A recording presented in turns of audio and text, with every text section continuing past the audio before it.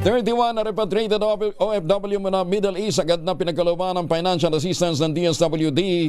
Detalye mo na kay Bal Gonzales sa Rich My Bal. Kuya Angel, patuloy pa ngayon na nagsasagawa ng assessment ang Department of Social Welfare and Development o DSWD para sa dagdag na tulong may pagkakaloob sa mga umuwing mga OFWs apektado ng giyera sa pagitan ng Iran at Israel. Kagabi, bukod sa mga opisyal ng OWA, DMW, DOH at TESDA, ay kabilang ang DSWD sa sumalubong sa 31 repatriated Pinoy workers na nagtatrabaho sa Israel, Jordan, Palestine at Qatar. Maliban sa tulong pinansyal mula sa OWA at DMW, ay nagkalod din ng tig sa 10,000 pisong DSWD sa bawat isang mga returning OFWs.